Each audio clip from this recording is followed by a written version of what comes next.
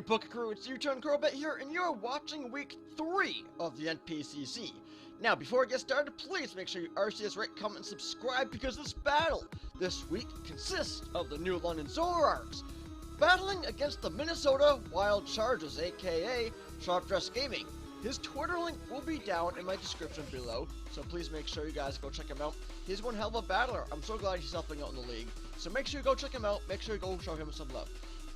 But we are bringing, and now if you didn't, you may have noticed I didn't bring a team builder this week. The reason why I didn't bring a team builder is because I've been working my ass off a lot, and I just really wanted a low-key day where I'm not really doing a bunch of stuff. I really just wanted to get this battle out and just kind of show off, kind of explain some of the sets that I have on the Mons.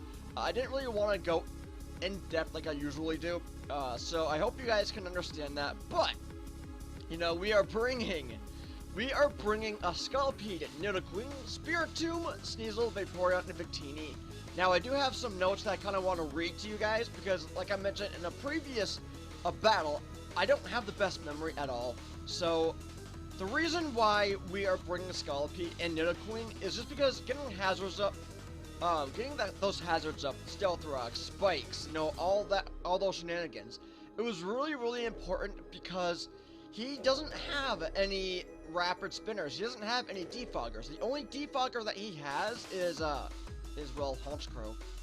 And I've never seen a defogging Honchkrow. You know, it may be a thing. You know, putting defog on Honchkrow is a thing, but it's not something that I would really use. But looking at my team, now Sneasel and Victini are EV'd to outspeed a speed-creeping Electivire, which was a huge threat to our team, I feel. So, yeah, to outspeed a speed-creeping Electivire that's trying to outspeed Nidoqueen by 1 point. By 1 lousy point. And Nidoqueen is EV'd to outspeed a min-speed Megavina and Heatran. Now, looking at his team, the Honchkrow, Megavina, Electivire, the Heatran, the Granbull, and the Rhyperior. At Team Preview, I was very excited that I did not see that, because he has Renuculus on his roster. So I was just very excited that I did not see that thing. Renuculus could have been a problem, and it would have just been annoying to deal with. So our team, I was very happy with. So we're going to get into this battle, and hopefully you'll see how things work out. If you stay in the battle long enough, it's a good battle. But I'm going to lead off with, oh my god, Scolipede anyways. And he's just going to lead off with his Rhyperior. Now the thing here is that one of two things could have happened. He could have went for rocks, but he also could have destroyed Scolipede with an Earthquake. So I wanted to play safe. So I'm going to go into Aerial because 1, I can scare him out.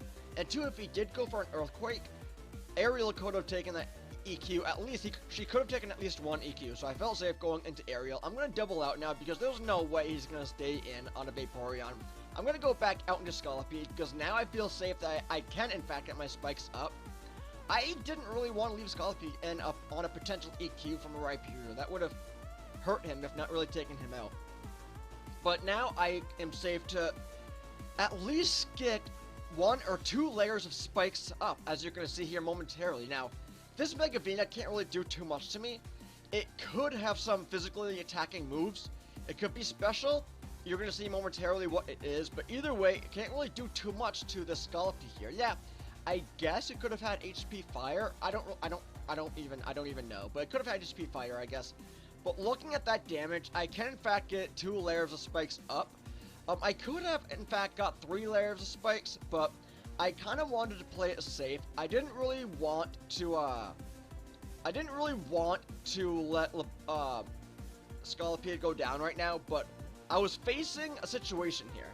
I could in fact get my 3rd layer of spikes up, or I could at least get some damage on this Megavina, which is a fat Pokemon, and it could have potentially put in some work against our team. So I'm going to let Lobotomy go down right now, so I can get the Mega Horn off on that Megavina. At least we're able to get some damage on this Mega Venusaur. I'm going to go into Shinsuke right now because 1, it can scare out the Megavina. And 2, I can just go for a Psyshock. I can go for really anything. I went for the safe Psyshock because we don't have any fire moves on this Victini. We have Thunder, Psyshock, Energy Ball, and HP Ground on this Victini. So I'm gonna go for a Psyshock. He went into Heatran predicting a V-Cree or whatever, but the Psyshock could have taken out the Mega Venusaur from that range, I do believe, depending on rolls. So he went into the safe Heatran. I'm gonna switch out because I do not want to take any attacks from this Heatran. Granted, Victini could have potentially taken a Lava Plume, but I don't really think it could have taken it that well, depending on rolls. So I'm going into Aerial. He's going to sub up. It's a problem now, but this Scald I'm about to shoot off on this Heatran can just destroy the sub, and he really does not want to stay in front of this Vaporeon. Now, as you're going to see later in this battle, you are going to see who puts in the work against my opponent's team. It's very, very surprising. As you can see right there, Vaporeon can take these Earth powers. It can take anything from this Heatran. Now, we broke the sub. That's huge. When I first saw that, I was thinking, you know, he's not going to stay in. There's really no way he's going to stay in. He's not going to allow his Heatran to stay in front of a scalding Vaporeon. I wasn't really sure what he was going to do, but at this point in time, the safe play was to, in fact, Scald.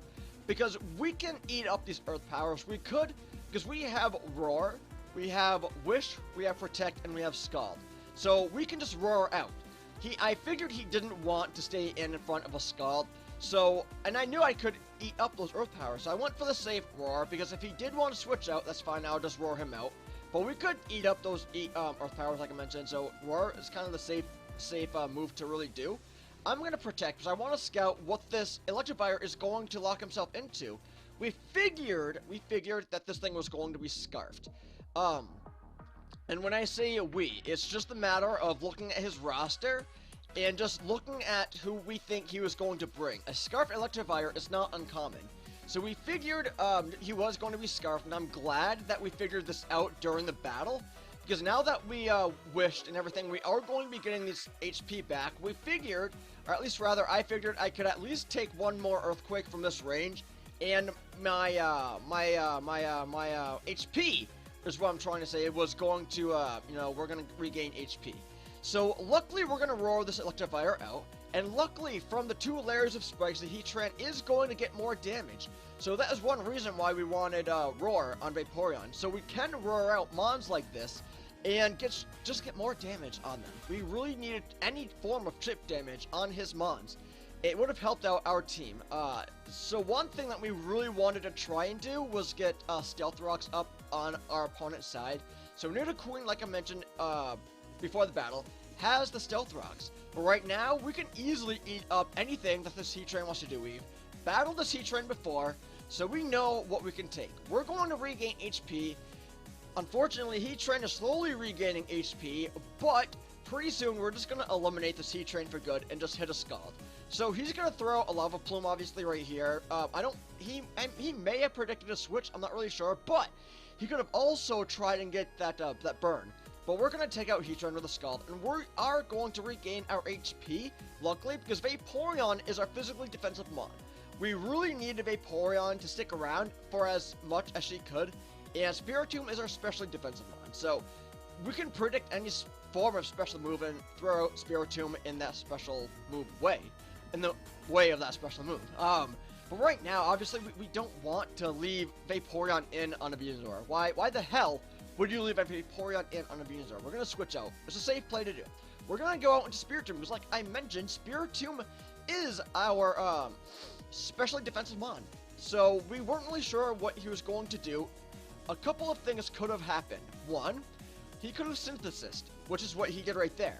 I was predicting one of two things. He could have Synthesized, or he could have hit a knockoff.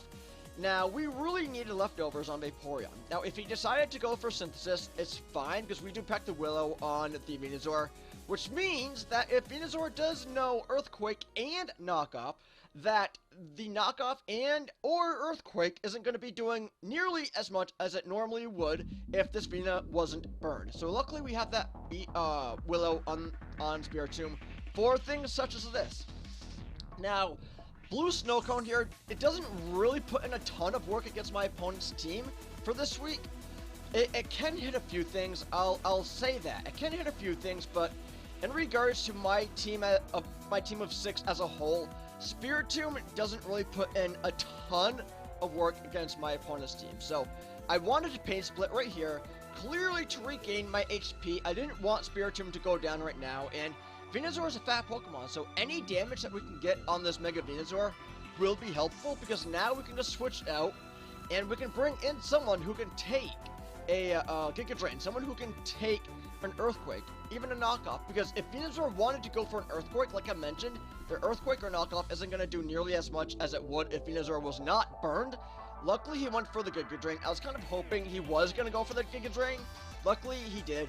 And so now I can just outspeed and just destroy this Venusaur with a Sludge Bomb. The reason why I did go for the burn, the reason why I did go for the Pain Split is because I wanted Venusaur at a range where I could bring in Nidoqueen safely and go for a Sludge Wave and just destroy that fat Mon. Now right here, Rhyperior comes out. I don't really want Suzuki to take an Earth Power or an Earthquake, because she's not going to take that at all. Suzuki would just die from one of those. I'm going to Aerial. Right now, Aerial is a safe Mon to really go into at this point. He's going to throw out the Earthquake. I can take one of those. Looking at that damage, I wasn't sure if he was going to be a Banded Rhyperior. I wasn't sure if he was going to be Life Orb. Whatever the case may be, he has leftovers, I should say. Now, I can just Wish, Protect, whatever. I can do all of the shenanigans to ensure that Vaporeon does live another Earthquake, because I wanted Vaporeon to have enough HP where I can safely take an Earthquake and also shoot off the Skull on this Rhyperior. Now, as you are going to be seeing, I wasn't sure if Rhyperior has the ability to Solid Body or Solid Rock, I forget which one, so I wasn't sure that the Scald was going to do that much freaking damage. When I shot out that Scald on Rhyperior, it was like, it was one shot, and that surprised the hell out of me. I wasn't sure Scald was going to destroy him that much, but I did forget how much power Scald has and how much special attack Vaporeon does have. But clearly, I'm just going to protect right here, because Honchkrow is now in my way. I don't want to take anything from this Honchkrow. I really do not. So I'm going to protect just a Scout and just regain some leftovers, because luckily Vaporeon did not take a knockoff or anything, so we still have our item. I'm going to switch out. I'm switching into Blue Snowcomb, because at this point in time, the most expendable member of our team is in fact Spiritomb. So I wanted, one, to get some chip damage on that Honchkrow from the Brave Bird Recoil, and two, I wanted a Scout to see what item Honchkrow was. So now that he's taken out Blue Snowcone, I can see what item he is, and I can see how much recoil he is going to be taking, because we do pack that Sneasel on our team for the priority Ice Shard 4 times like this, because we're going to bring out Sneasel right now. We're going to scare him out. I figured he was not going to be staying in, but on the slight chance he did stay in, his priority Sucker Punch was not going to be outspeeding our priority Ice Shard. So it's fine. If he wanted to Scout for the Ice Shard, it's fine. We're still going to throw out the Ice Shard in case he did want to stay in, but clearly he wants to preserve Honchkrow. It's fine. We're going to shoot off the Ice Shard. Unfortunately, it's not going to be doing nearly as much as it would if we were not intimidated. Granted, Granbull could have eaten up an Ice Shard if we weren't intimidated, I think. I'm not even really sure. It may be about a little bit more than how much that did, but only by a little. I'm not really sure. We're going to go into Victini because I figured he's going to go for a Play Rough. Why wouldn't you go for a Stab Play Rough when there's a Sneasel in front of you? I'm going to go into Victini because I can eat those up. It resists, I'm fine. Unfortunately, though, we do get the attack drop, but it's fine because we're not a physical attacker. We are, in fact, a special attacker. I went for the Energy Ball because it hits everything on my opponent's team, and I wanted to get some damage off on the Scramble. I also wanted Nidoqueen to be in front of the Scramble because I needed him to know that Nidoqueen was going to outspeed, and I needed Sharpness Gaming to know that Nidoqueen was going to destroy Scramble right then and there. So that was, I feel, it was bittersweet because I wanted Victini to stick around longer than it did, and I wanted to put in more work than it did, but Victini was the most expendable at that point, and Nidoqueen really needed to be in front of the Granbull in order to take him out. Right here, the reason why I'm sacking Nidoqueen off is because, one, Nidoqueen was able to take out the Granbull which is what I really wanted her to do. And also, I needed a safe switch in.